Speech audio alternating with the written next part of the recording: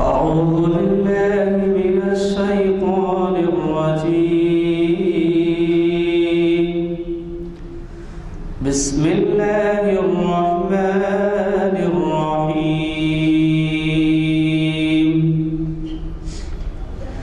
يا أيها الذين آمنوا استعينوا بالصبر والصلاة إن الله مع الصابرين. ولا تقولوا لمن يقتل في سبيل الله أموات بل أحياء ولكن لا تشعرون. ولنبلونكم بشيء من الخوف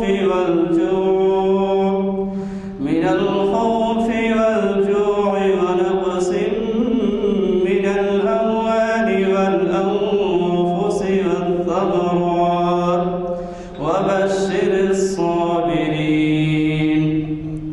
الذين إذا أصابتهم مصيبة قالوا إنا لله وإنا إليه راجعون. أولئك عليهم صلوات من ربهم ورحمة وأولئك هم المهتدون. صدق الله العظيم. دعا برب العزت جل جلالہ و عم نوالہ. آہ جاتی ہے فلک پر رحم لانے کے لیے. آہ جاتی ہے فلک پر رحم لانے کے لیے. بادلوں ہٹ جاؤ دے دو راہ جانے کے لیے. بادلوں ہٹ جاؤ دے دو راہ جانے کے لیے. اے دعا ہاں عرض کر عرش الہی تھام کے. اے دعا ہاں عرض کر عرش الہی تھام کے. اے خدا اب پھیر دے رخ گردش ایام کے. اے خدا اب پھیر دے رخ گردش ایام کے. صلح تھی کل جن سے اب وہ برسرے پیکار ہیں. صلح تھی کل جن سے اب وہ برسرے پیکار ہیں. وقت اور تقدیر دونوں در پہ آزار ہیں. ڈھونڈتے ہیں اب مداوا سوزش غم کے لیے. ڈھونڈتے ہیں اب مداوا سوزش غم کے لیے. کر رہے ہیں زخم دل فریاد مرہم کے لیے. رحم کر اپنے نہ آئین کرم کو بھول جا. رحم کر اپنے نہ آئین کرم کو بھول جا. ہم تجھے بھولے ہیں لیکن تو نہ ہم کو بھول جا. ہم تجھے بھولے ہیں لیکن تو نہ ہم کو بھول جا. خلق کے روندے ہوئے دنیا کے ٹکرائے ہوئے. خلق کے روندے ہوئے دنیا کے ٹکرائے ہوئے. آئے ہیں اب تیرے در پر ہاتھ پھیلائے ہوئے. خار ہیں بدکار ہیں ڈوبی ہوئی ذلت میں ہیں. خار ہیں بدکار ہیں ڈوبی ہوئی ذلت میں ہیں. کچھ بھی ہیں لیکن تیرے محبوب کی امت میں ہیں. کچھ بھی ہیں لیکن تیرے محبوب کی امت میں ہیں. حق پرستوں کی اگر کی تو نے دلجوئی نہیں. حق پرستوں کی اگر کی تو نے دلجوئی نہیں. تانا دیں گے بت کہ مسلم کا خدا کوئی نہیں. اے دعا ہاں عرض کر عرش الہی تھام کے. اے خدا اب پھیر دے رخ گردش ایام کے. آپ اتنے قدیم مصلی مسجد کے اور جدید بھی جو حضرات آئے ہیں ان کو اندازہ ہوگا کہ بعض حضرات کی یہاں شرکت سے رنگ محفل ہی بدل جاتا ہے. ان میں ایک ہمارے معین الدین حسینی صاحب ہیں، جو شاید آغاز سے آپ میں سنا دوں کہ 22-23 سال پہلے پہلا اقبال شناسی کا لیکچر ہوا، اس کے بعد 14-15 سال پہلے کچھ تاریخ اسلام کا ہوا، پھر اس کے بعد شریعت انفارمیشن سروس. تو اس سلسلہ میں کئی لوگ آئے چلے گئے، اور کئی مقررین بھی ہمارے یہاں آئے جو نہ صرف مقامی رہے بلکہ ریاست کے رہے، بیرونی ریاست کے رہے، بیرون ملک کے رہے. بہرحال اللہ ان کی عمر دراز کرے، اور دعا کیجیے کہ وہ صحت کی خرابی کے باوجود شرکت فرما کر ہمیں اتنی اپنے اہم کلام سے انہوں نے واقف کرایا. میں سمجھتا ہوں کہ آپ کا خود کا شخصی کلام، یہ بھی تعجب کریں گے آپ کہ ان کا تخلص ہے، وہ شاعر بھی ہیں، اور تخلص ہے ان کا حاشم، لیکن وہ تخلص کے اظہار سے ذرا گھبراتے ہیں اور نہیں چاہتے کہ شہرت ہو. لیکن آپ نے سن لیا کہ ان کا کتنا اہم میسیج آپ کو ان کے خطاب میں ملا ہے. حضرات، آج جامع یہ کون بات کر رہے ہیں؟ میری وہاں گڑبڑ ہو رہی ہے، آپ بات مت کرو. آپ کا ابراہیم. تو یہ جو ہے ہمارے آج کا جو خطاب ہے، ایسے عنوان سے جامع مسجد عالیہ گڑھ فاؤنڈری کانفرنس کے کانفرنس ہال میں آج بتاریخ 5 جنوری 2019 مطابق 28 ربیع الثانی 1440 ہجری بروز ہفتہ بعد اثر منعقد ہو رہا ہے آج کا لیکچر. اور آپ کے جانے پہچانے مقرر جناب اسماعیل صاحب سابق جج ہمیں آج مخاطب کر رہے ہیں 844ویں نشست. یہ سب تفصیلات اس وجہ سے بتانا پڑتے ہیں کہ ہماری یہ جو ویب سائٹ ہے اس پر ساری دنیا میں لوگ اس سے استفادہ کرتے ہیں، مگر بدقسمتی ہے کہ ہمارے پاس کے کئی حضرات ایسے ہیں کہ ان کو استفادے کا یہاں شخصی طور پہ آنے کا موقع نہیں ملتا. خیر، جہاں بھی ہو اگر اس سے استفادہ کرے تو کافی ہے. حضرات، آج کے عنوان کے تعلق سے میں زیادہ نہیں کہوں گا، اس لیے کہ میری معلومات بھی کم ہیں اس عنوان سے. البتہ اتنا ہی جانتا ہوں کہ حضرت داتا گنج بخش رحمۃ اللہ علیہ ایک ایسی بزرگ شخصیت ہندوستان میں گزری ہے کہ تقسیم ہند سے پہلے شاید شمالی ہند کو جانے والے ایسے حضرات جو بزرگان دین کے پاس حاضری دیتے تھے، اور آپ کو تو معلوم ہے شمالی ہند میں نام لینے کی ضرورت نہیں ہے کہ کتنے بزرگان دین ہیں. تو یہ برابر ہوتا تھا کہ آج کے جو بزرگ کا عنوان ہے ان کے پاس برابر جایا کرتے تھے. تو بہرحال اللہ کا شکر ہے کہ ہمارے ججوں کی برادری میں ایک جج تو ایسا نکلا جو ہمارے استفادے کے لیے بپابندی یہاں پر شرکت فرماتے ہیں، اور یہی نہیں بلکہ ہمیں نئے نئے عنوانات سے واقف کراتے ہیں. ان کے لیکچر سے ہی آپ کو اندازہ ہوگا کہ وہ کتنی تیاری سے آتے ہیں. مقررین جو آتے ہیں بعض وقت ایسا آتے ہیں کہ ان کو اپنے سمجھیے معلومات پہ، حافظے پہ مکمل بھروسہ ہوتا ہے، اور اچھے مقرر بھی ہوتے ہیں، اور دریا کو کوزے میں بند کرنے کی کوشش کرتے ہیں کیونکہ ٹائم کم دیا جاتا ہے. اب آج کا مقرر جو ہے آدھا گھنٹے کا ٹائم ہے ان کے لیے صرف. تو وہ جو تیاری سے آتے ہیں آپ اس کا اندازہ آپ کو ہوگا، اور یہی وجہ ہے کہ ہم ان کو سننے کے لیے بڑے بہترین رہتے ہیں. اور یہی نہیں بلکہ ان کے خطابات نہ صرف مقامی اخبارات بلکہ بیرون ملک کے بھی اخبارات کے اندر، بیرون شہر کے اخبارات، بیرون ریاست کے اخبارات کے اندر بھی نمایاں طور پر شائع کیے جاتے ہیں. میں آپ کا زیادہ وقت نہیں لوں گا. آج کی محفل کا آغاز ہمارے پیش امام صاحب کے خوشران خیرات سے ہوا، اور آج اب جو ہے میں ہمارے آج کے مقرر صاحب سے گزارش کروں گا کہ وہ شہر نشین پر تشریف لائیں اور ہمیں اپنے خیالات سے نوازیں. ایک اور اعلان کر دیتا ہوں کہ کل صبح بہت ہی اہم لیکچر ہے پبلک گارڈن میں بچوں کی صحت سے متعلق، اور وہ جو ہے ہمارے سردار نانک سنگھ نشتر جو آتے ہیں ان کے داماد ہیں، پی ایم ڈی ہیں ڈاکٹر، اور وہ آڈیو ویڈیو ہوتا ہے 7:15 بجے تشریف لائے پبلک گارڈن کے اندر، اور بہت ہی اچھا ہے، اس سے استفادہ کریں. ہر ماہ ایک لیکچر ہوتا ہے، پیمفلیٹس نہیں ہے شاید وہ.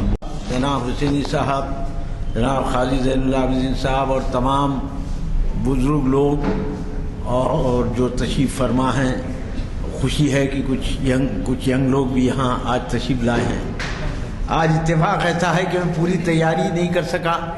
اس کی وجہ یہ تھی کہ کچھ دنوں سے طبیعت ٹھیک نہیں تھی، اور دوسری بات یہ ہے کہ حال ہی میں جب میں پاکستان گیا تھا تو لاہور اور کراچی گیا تھا، تو ظاہری بات ہے لاہور میں جو بھی جائے گا تو عثمان الحجیری، جن کو داتا گنج اس وجہ سے کہتے ہیں کہ جب خواجہ غریب نواز نے 40 دن ان کے مزار پہ جب تک ان کا وصال ہو چکا تھا تو 40 دن انہوں نے وہاں چلا کیا، اور جب نکلتے وقت انہوں نے ایک مناقبت کہی، اور اس مناقبت میں انہوں نے ان کو داتا گنج کا لقب دیا.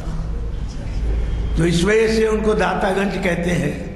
اور لاہور کو آج بھی بات پرانے لوگ جن سے بات کرنے کا اتفاق ہوا وہ کہتے ہیں کہ داتا گنج کی نگری ہے،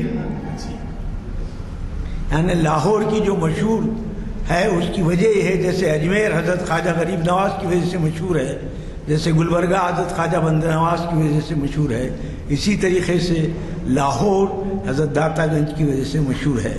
اس میں کوئی شک نہیں کہ اور بھی کئی بزرگان دین وہاں ہیں.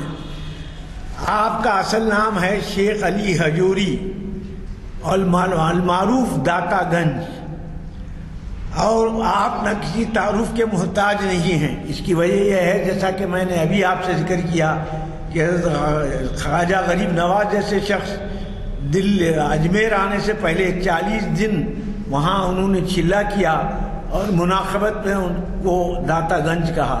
تو امید ہے کہ ان کو کافی استفادہ حاصل ہوا ہوگا، اسی وجہ سے انہوں نے مناقبت میں ان کو داتا گنج کہا. آپ نے پہلے ایک کتاب، ایک شعری مجموعہ لکھا تھا علی حجیری صاحب نے رحمت اللہ علیہ نے. تو اس شعری مجموعے کو کسی ظالم نے لے لیا اور اپنے نام سے اس کو شائع بھی کر دیا ہے، مطلب لوگوں میں. اس کے بعد آپ نے اور ایک کتاب لکھی تصوف پر، اس کو بھی کسی نے لے لیا اور اپنا نام لکھا. اس وجہ سے آپ بار بار کشف المحجوب میں اپنا نام بار بار لکھتے ہیں، اور اس کی وجہ بھی بتاتے ہیں کہ اس کی وجہ یہ ہے کہ دوسرے لوگوں نے میرا شعری مجموعہ اور دوسری چیزیں لے لی. آپ نے تقریباً 15-20 کتابیں لکھی، لیکن بڑا افسوس ہے کہ وہاں کتابوں کا میلہ بھی تھا لاہور میں. میں نے کافی کوشش کی، لیکن اب وہ تو ہندوستان میں بھی چھپتی ہے، سوائے کشف المحجوب کے اور کوئی کتاب ان کی نہیں ہے. صرف ایک ہی کتاب باقی بچی ہے، حالانکہ وہ 15-20 کتابیں وہ لکھ چکے تھے. اب آپ دیکھیے، یہ اصل صوفیوں کا مسئلہ جو ہے وہ ہم یہ سمجھتے ہیں کہ وہ بات کی بات ہے، ایسا نہیں ہے. بلکہ مسئلہ یہ ہے کہ آپ دیکھیں گے کہ خلفائے راشدین اور اس کے بعد عشر مبشرہ اور اس کے بعد اصحاب صفہ، تو آپ اگر دیکھیں گے، آپ دیکھیے جب ایک بار سرکار چاہتے ہیں کہ لوگ کسی جنگ کی وجہ سے، کسی وجہ سے چاہتے ہیں کہ اپنا مال دیں، تو اس وقت تک حضرت ابو بکر رضی اللہ تعالیٰ عنہ کے پاس مال کافی کم تھا، لیکن آپ نے مال لایا اور سرکار نے آپ سے پوچھا کہ گھر میں کیا چھوڑ کر آئے ہو. حضرت عمر اس وقت تک بہت خوش تھے، اور کیونکہ ان کے پاس کافی مال تھا اور وہ کافی مال لائے تھے، اور یہ سمجھ رہے تھے کہ آج حضرت ابو بکر سے سبقت کر سکوں گا. لیکن جب حضرت ابو بکر نے کہا کہ میں نے اللہ اور رسول کو اپنے گھر والوں کے لیے چھوڑ دیا اور جو کچھ تھا وہ لا لیا، اور چنانچہ حالت یہ ہے کہ اس دن آپ نے اپنے کپڑوں میں ایک کانٹا لگایا ہوا تھا. ارے بند کرو بھائی، ہیلو بند کرو. کہاں یہ بند کر کے بیٹھنا بھول گیا. کھلا رکھیے تھوڑی دیر, آپ کی شادی رکھیے, سمجھ میں کھلا رکھیے. نہیں بند کر دیے تو چلیے. نہیں تو کیا ہوتا گڑبڑ ہوتی ہو آتے. تو ہاں وہ میں عرض کرا تھا, تو جب آپ نے کہا تو پھر حضرت عمر سے پوچھا سرکار نے آپ تم نے کیا رکھا, تو آپ نے کہا کہ میں نے آدھا مال اپنے گھر والوں کے لیے رکھا اور آدھا لایا. تو آپ نے دیکھا کہ یہی بات نہیں, بلکہ حضرت ابو بکر کا عالم تو یہ تھا آپ خلیفہ وقت ہیں, لیکن ایک بوڑھی عورت ایک بار حضرت عمر جاتے ہیں, ایک نابینا عورت ہے, اور وہ جاتے ہیں اس کو دیکھنے کے لیے, اس کی خدمت کرنے کے لیے, تو آپ سے پہلے ہی کوئی کر کے چلے آتے ہیں. تو بعد میں آپ کو پتہ چلتا ہے کہ حضرت ابو بکر ہی اس کی خدمت کرتے تھے, اس کی بکری دھوتے تھے, اس کا منہ ہاتھ دھلاتے تھے, کیونکہ نابینا عورت تھی اور بوڑھی عورت تھی. تو آپ نے دیکھا کہ کیسے آپ کا خلفائے راشدین کا طریقہ کار تھا. اس کے بعد آپ دیکھیں گے کہ حضرت عمر بھی کئی وقت پیوند لگے ہوئے کپڑے پہنتے ہیں. پھر حضرت عثمان رضی اللہ تعالیٰ عنہ 12 سال خلیفہ رہے, جام شہادت نوش کیا. بعض لوگ اعتراض بھی کرتے ہیں, اعتراض ہم کو صحابہ اکرام پہ قطعی نہیں کرنا چاہیے, کیونکہ صحابہ کے تعلق سے سرکار نے فرما دیا ہے کہ یہ تاروں کے مانند ہیں. تو بعض لوگ کہتے ہیں, لیکن آپ کا عالم یہ تھا کہ آپ نے 12 سال میں ایک دینار ایک ریال بھی آپ نے نہیں لیا. حالانکہ 1000 روپये لے سکتے تھے وہ سالانہ, جیسا دوسرے خلفاء لیتے تھے, آپ بھی لے سکتے تھے, لیکن آپ نے لینا پسند نہیں کیا.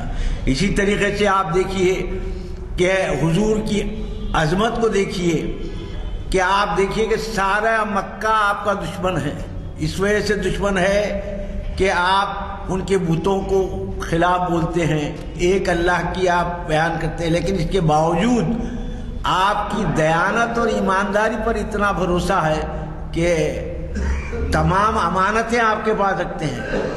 اور جب آپ ہجرت فرما رہے ہیں تو یہ نہیں کہتے کہ جب میں تو خود ان کی وجہ سے بھاگ رہا ہوں لہذا ان کی چیزیں لے کے چلا جاؤں یا چھوڑ کے چلا جاؤں. آپ حضرت علی کو رکھتے ہیں, اور حضرت علی اپنی جان پر کھیل کر, دیکھیے یہ تو اللہ بچانا چاہتا ہے, وہ تو اللہ بچاتا ہے, لیکن بظاہر ایک ایسا معلوم ہو رہا تھا کہ حضور کی جگہ پہ آپ آرام کر رہے ہیں, لوگ آ کے آپ کو قتل بھی کر سکتے تھے, شہید بھی کر سکتے تھے, لیکن آپ نے کیا. اس کے بعد دیکھیے پھر جو ہے عشر مبشرہ ہیں, دوسرے صحابہ ہیں, لیکن یہ جو صوفیوں کا مسئلہ شروع ہوتا ہے وہ یہ ہے کہ بعض مہاجر لوگ وہاں سے آئے جو بہت نادر تھے, اور وہ سرکار نے ایک چبوترا مسجد نبوی کے باہر بنا دیا, اس کو صفہ کہتے ہیں, اس پر آپ اصحاب صفہ بیٹھتے تھے, اور وہ 24 گھنٹے اللہ اور رسول کی خدمت میں ہی رہتے تھے, نماز روزہ یہی چیزیں کرتے تھے. اور دوسرے لوگ لا کر کبھی کھجور لگا دیے, کھجور کے گوشے لگا دیے, کبھی کچھ کھانے کو آ گیا مل گئے, لیکن وہ 24 گھنٹے دین کی طرف ہی لگاتے تھے. لیکن یہ اس طریقے سے سرکار نے اس بار میں ایک بار یہ بات یہ بھی کہی کہ یہ جو میں جو کچھ کہہ رہا ہوں یہ کشف المحجوب سے ہی کہہ رہا ہوں میں. تو ایک بار آپ نے ان لوگوں اپنی امت کو مخاطب کر کے کہا کہ جو لوگ ان صفات سے متصفق ہوں گے, کس کے, اصحاب صفا کے, اور ان پر رضامندی سے قائم رہیں گے تو انشاءاللہ وہ جنت میں میرے ہم نشین ہوں گے. تو آپ نے دیکھا کہ سرکار کی یہی بشارت اور تصوف عملی زندگی کا بنیادی نقشہ ہے. دوسرا دور تصوف کا تبع تابعین کا ہے. اس میں آپ کو اویس قرنی رضی اللہ تعالیٰ عنہ کا ذکر ملتا ہے. رضی اللہ تعالیٰ عنہ اس وجہ سے نہیں بولتے آپ کو کہ آپ نے اپنی زندگی میں حضور کا دیدار نہیں کیا, اور دیدار نہیں کرنے کی وجہ یہ تھی کہ وہ اپنی والدہ کی خدمت میں لگے رہتے تھے. لیکن سرکار کو آپ کے بارے میں معلوم تھا, اور سرکار نے کہا تھا کہ کبھی ملاقات ہو جائے تو میری امت کے لیے ان سے دعا کرانا. محسوس کیجئے, نبی فرما رہے ہیں کہ ان سے میری امت کے لیے دعا کرانا، اور حضرت عمر نے آپ سے دعا بھی کروائی، اور پھر بعد میں آپ 37 ہجری میں حضرت علی کی طرف سے لڑتے ہوئے شہید ہوئے۔ اور بعد میں ہوا یہ کہ جب تک خانخواہ کا کوئی تصور نہیں تھا، گو کہ ذکر قرآن میں خانخواہ کا ہے، لیکن وہ خانخواہ کرسچن عیسائی وغیرہ بناتے تھے، اسلام میں خانخواہ کا تصور نہیں تھا۔ لیکن جب حکومت کے ہنگامے ہونے لگے، آپس میں لڑائیاں ہونے لگی، تو آپ پہلی بار ابو الہاشم صاحب ایک نامی تھے رحمۃ اللہ علیہ، انہوں نے پہلی بار ایک خانخواہ تعمیر کرائی۔ تو وہاں سے خانخواہ کا سلسلہ شروع ہوا، جہاں خانخواہ میں یہ ہوتا تھا کہ لوگ بیٹھ کر اللہ کا ذکر کرتے، اللہ کی تعلیمات کرتے۔ تو اسی طریقے سے آپ دیکھے ہوں گے بعد میں یہ سلسلہ چلتے رہا، چنانچہ حضرت نظام الدین اولیاء دلی میں ہیں، اور تمام چیزیں ہر جگہ خانخواہوں کا رواج چل نکلا، اور لوگ وہاں بیٹھ کر اللہ سے لو لگاتے تھے اور اللہ کا ذکر وغیرہ کرتے تھے۔ آپ دیکھیے اس کے بعد اصل مسئلہ تصوف کا یہ نہیں ہے کہ آپ دنیا کو چھوڑ دیں، لیکن بعد میں کچھ حالات ایسے ہوئے کہ لوگ جو ہے ملکی انتشار کی اور سیاسی ابتری کی وجہ سے لوگوں نے خانخواہ میں رہنا شروع کیا۔ لیکن صحیح طریقہ تو یہی ہے کہ انسان اس دنیا میں بھی رہے، دنیا کی شفقتیں بھی جھیلے، اور اس کے بعد اپنے دین پر بھی قائم رہے۔ آج ہماری مشکل یہ ہے کہ آج ہم سب روز کہتے ہیں روحی فدا کا سرکار کے نام پہ، لیکن نہ ہم کسی سنت پہ عمل کرتے ہیں، نہ اللہ کے کسی حکم پر عمل کرتے ہیں۔ حد یہ ہے کہ میرے ایک دوست ہیں، آپ واقف ہیں، وہ وامن راؤ ہیں، وہ برہمن ہیں، وہ بتاتے ہیں کہ اسماعیل صاحب آپ کے، میں نام نہیں لیتا کون سے مدرسے نے کہا اس کا، آپ کے لوگ جو ہے سود کھانے کے لیے اس کو دارالحرب کہتے ہیں، حالانکہ یہ دارالحرب نہیں ہے۔ کون کہہ رہے ہیں؟ برہمن صاحب کہہ رہے ہیں، اور صحیح کہہ رہے ہیں۔ دارالحرب اس جگہ کو کہتے ہیں جس جگہ پہ آپ کو آپ کے دینی کام کرنے کی بھی مشکلات ہوں، جیسے آپ وقت پہ نماز نہ پڑھ سکتے ہوں، روزہ نہ رکھ سکتے ہوں، حج کو نہ جا سکتے ہوں، ایسی تمام مشکلات ہوں، تو پھر اس کو دارالحرب کہتے ہیں۔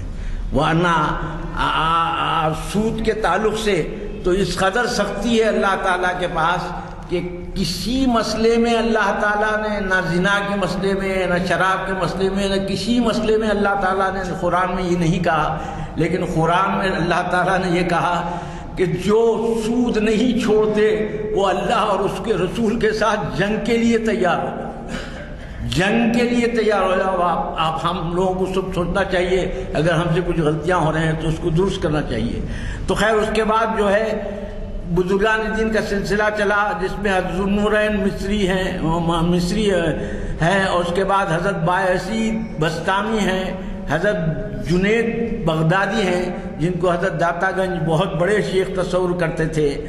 اسی دوران وحدت الوجود کا سلسلہ چل پڑا، جس میں منصور بن اللاج نے بہت زیادہ شدت کی اور انا ربکم الاعلیٰ کہا، تو اس وجہ سے ان کو پھانسی کی سزا دے دی گئی۔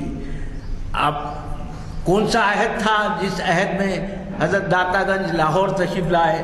وہ عہد تھا محمد غزنوی کا، اس وقت وہ سلطان تھا، اور آپ تشریف لائے، اور آپ 8ویں سلسلے سے حضرت علی کے شجرے سے آپ کا سلسلہ ملتا ہے، یعنی آپ سید تھے، اور 8ویں سلسلے سے آپ کا سلسلہ حضرت علی رضی اللہ تعالیٰ عنہ سے ملتا ہے۔ اور آپ کافی شہروں میں پھرے، جس میں عراق، شام وغیرہ وغیرہ کا دورہ کیا۔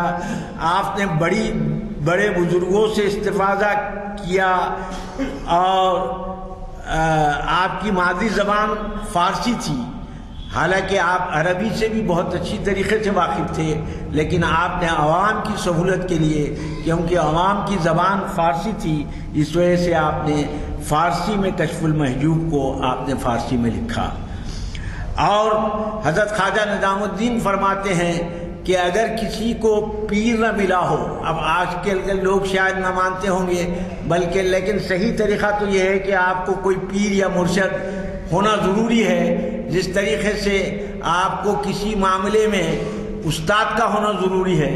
مثلاً آپ ڈاکٹر بننا چاہتے ہیں تو استادوں سے ہی پڑھیں گے آپ وکیل بننا چاہتے ہیں تو وکیلوں سے ہی پڑھیں گے آپ، کسی وکیل کے جونیئر بنیں گے آپ. اسی طریقے سے حضرت کسی پیر کا یا کسی مرشد کا یا کسی عالم دین کے سامنے آپ زانوئے ادب اگر طے کریں گے تو جبھی آپ ایمان کو صحیح طریقے سے سیکھ سکیں گے.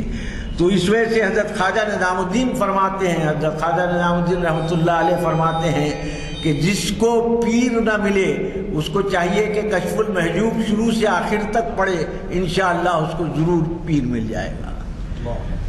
تو یہ کتاب آپ نے اپنے رفیق یعنی اپنے ساتھی ابو سعید حجوری کی خواہش پر لکھی، جو وہ بھی چھوڑ کر آپ کے ساتھ لاہور آئے تھے.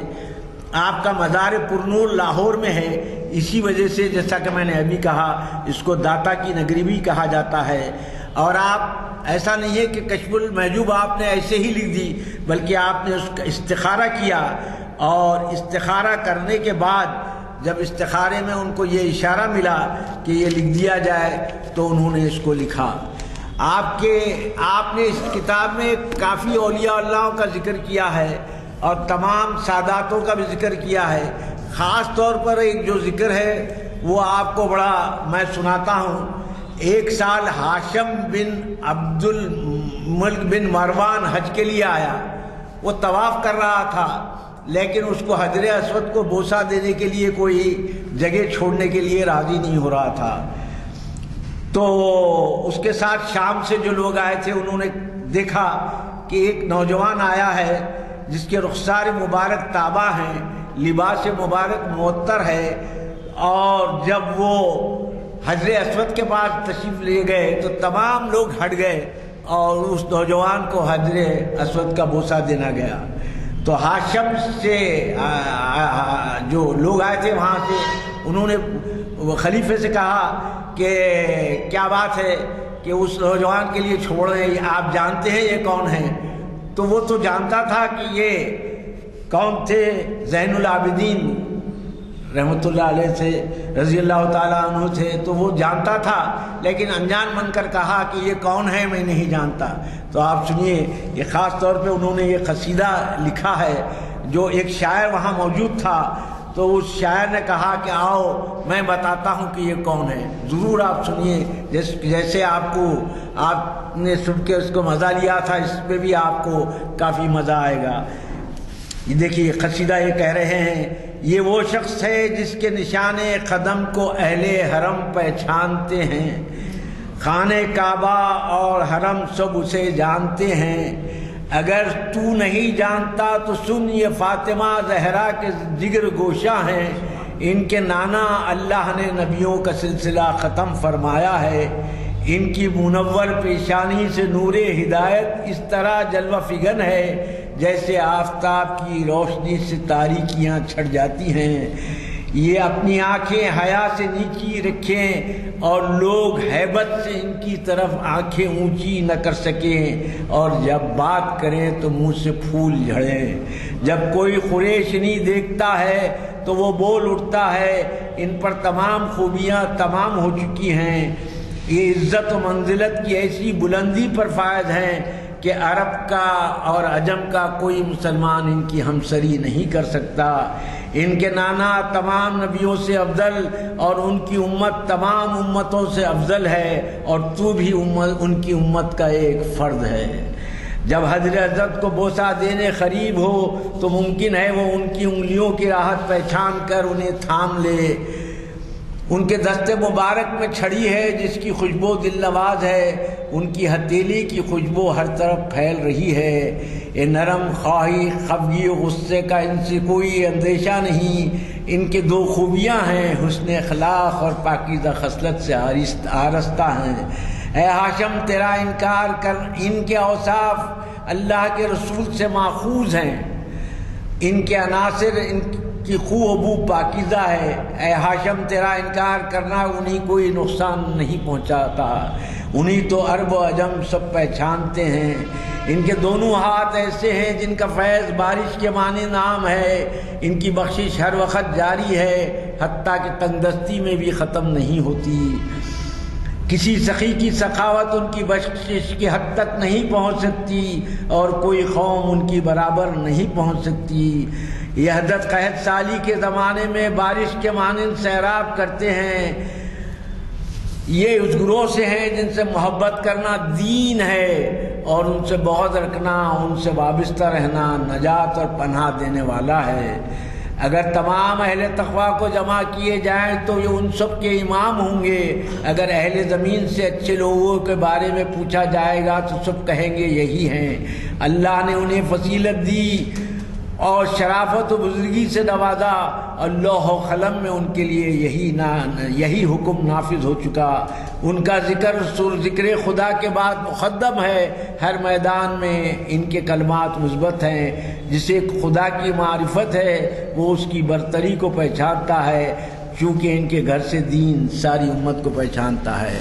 تو جب یہ شاعر نے کہا تو اس کو گرفتار کر جیل میں بھجوا دیا گیا، اور پھر امام زین العابدین نے اس کو 10,000 دینار بھیجائے، جو اس نے کہا کہ نہیں، میں نے تو یہ صرف آپ کی شان میں پڑھا تھا۔ تو آپ نے کہا کہ ہم دینے کے بعد واپس نہیں لیتے، تم کو لینا پڑے گا۔ تو اس طریقے سے آپ نے تمام سرکار کے لوگوں کے تعلق سے آپ نے لکھا۔ اس کے بعد تمام اولیاء اللہ کے بارے میں بھی آپ نے مختصر بیان کیا، اور یہ بتایا کہ انسان کو چاہیے کہ دیکھیے، آپ کو میں بتاتا ہوں، تصوف کا مسئلہ ایسا ہے کہ تصوف کو آپ یہ مت سمجھیے کہ کوئی دین سے الگ چیز ہے۔ تزکیہ کرنا، نفس کا تزکیہ کرنا، اب اس میں تھوڑا بہت ہے، عام لوگوں کے لیے اور چیز ہے، خاص لوگوں کے لیے اور چیز ہے۔ ایک صوفی کے پاس کسی صاحب نے جا کر پوچھا، یہ آج سے 700 سال پرانا قصہ ہے، انہوں نے کہا کہ میرے پاس 1000 روپے 1 سال سے ہے، اب میں اس پر کتنی زکوٰۃ دوں؟ تو انہوں نے کہا کہ میں آپ کو شرن بتاؤں یا صوفی طریقے سے بتاؤں؟ تو انہوں نے کہا شرن طریقے سے بتائیے۔ تو کہا 25 روپے دے دو، تمہارا فرض ادا ہو جائے گا۔ انہوں نے کہا صاحب اچھا آپ کا صوفی طریقہ کیا ہے؟ تو بولے کمبخت، لوگ بھوکے تھے، ننگے تھے، اور تو 1 سال تک جو ہے 1000 روپے پہ بیٹھا رہا، لہذا وہ 1000 روپے بھی دے اور 25 روپے جرمانہ بھی دے۔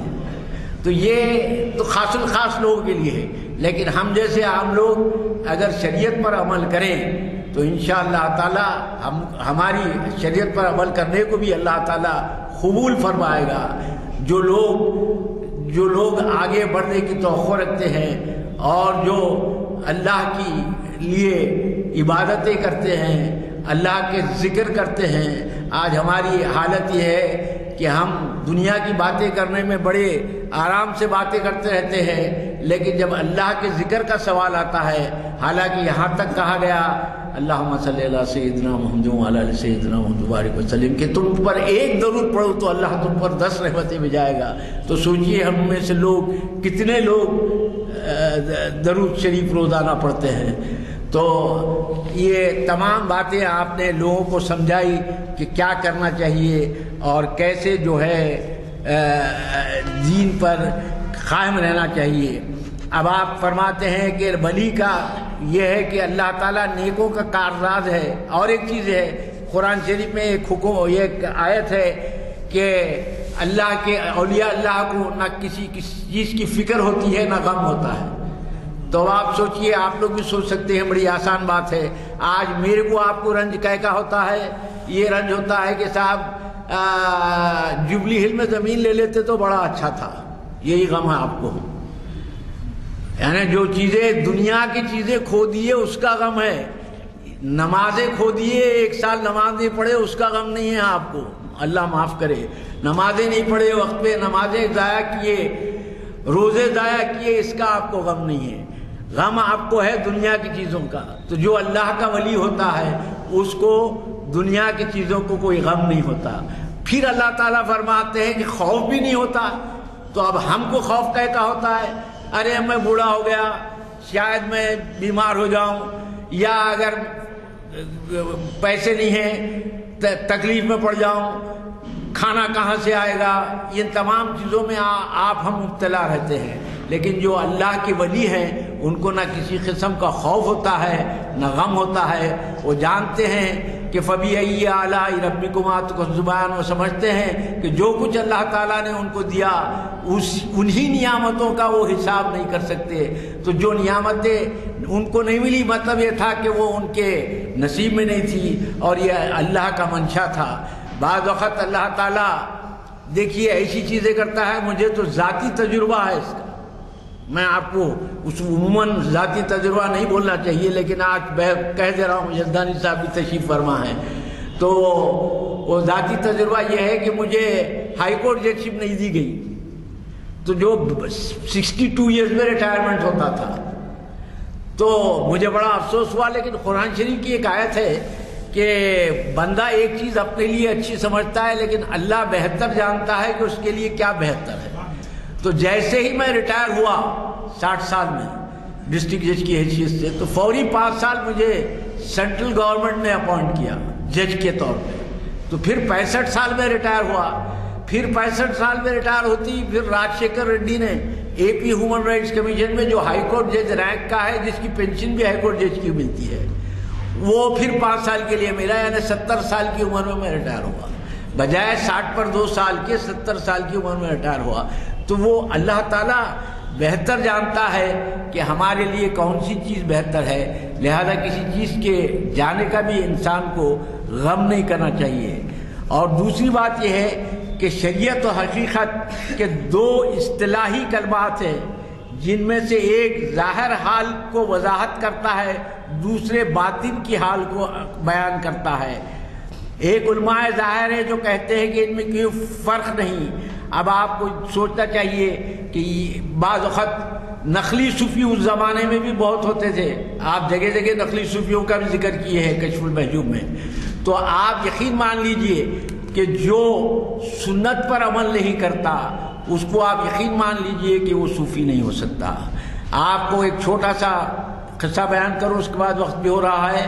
وہ قصہ یہ ہے کہ حضرت شیخ عبد القادر جیلانی رحمۃ اللہ علیہ کے پاس، وہاں تو جو ہے وہ لنگر رہتے تھے، کوئی بھی جاتا تھا۔ ایک آدمی گیا میرے جیسا، 3 مہینے تک رہا، اور 3 مہینے کے بعد بولا جا رہا ہوں میں۔ تو آپ نے کہا کیوں جا رہا بھائی، آئے کیوں تھے، جا رہے کیوں؟ تو نہیں صاحب آپ کے کرامتوں کا بہت قصہ سنا مگر 3 مہینے میں ایک بھی کرامت نہیں دیکھا، اس واسطے چلے آ رہا ہوں۔ تو آپ نے کہا کہ 3 مہینے میں تم نے کبھی مجھے سنت کی خلاف ورزی کرتے ہوئے دیکھا ہے؟ کھانا کھانے میں، اٹھنے میں، بیٹھنے میں، کسی چیز میں بھی تم نے سنت کی خلاف ورزی کرتے ہوئے دیکھا؟ تو اس نے کہا نہیں۔ تو آپ نے کہا اس سے بڑی کرامت اور کیا ہونا؟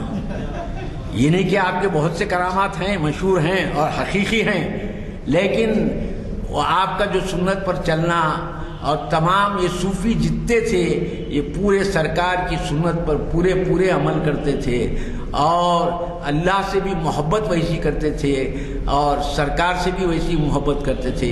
یقین جانیے کہ آپ کی کتاب میں بھی پورا یہی ہونا ہے کہ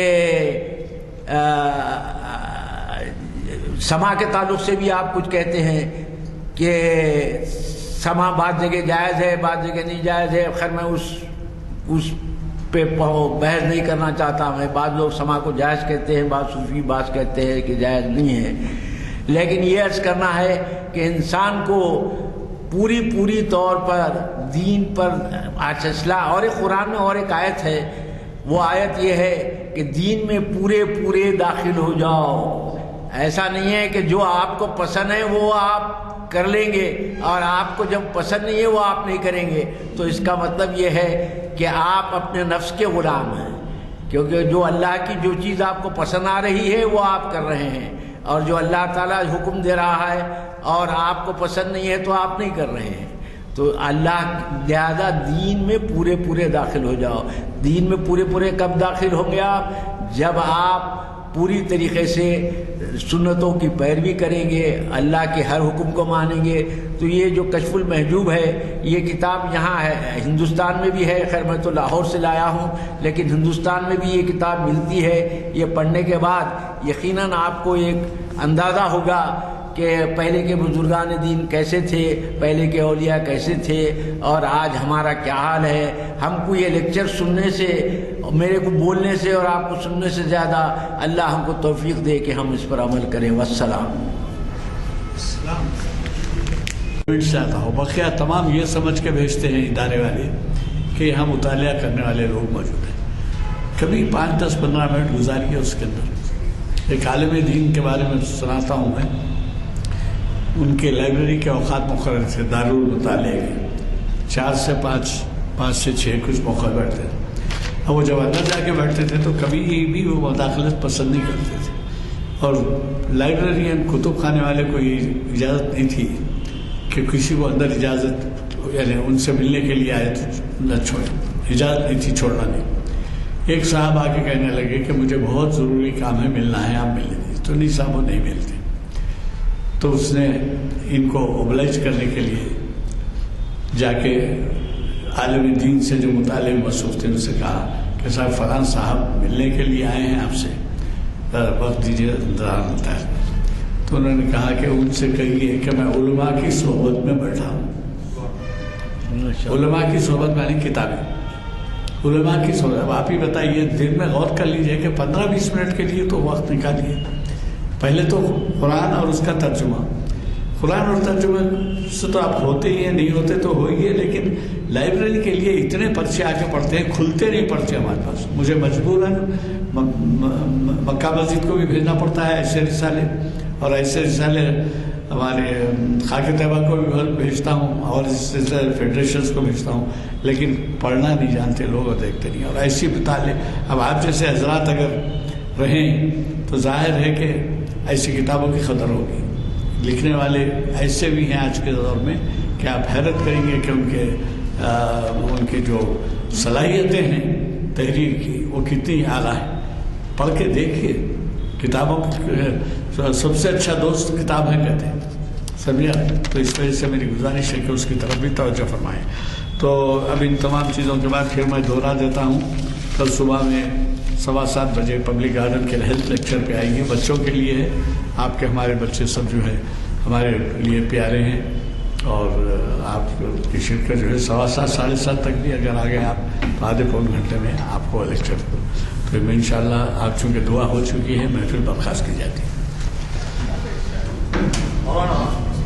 تصوف مسلمانوں کی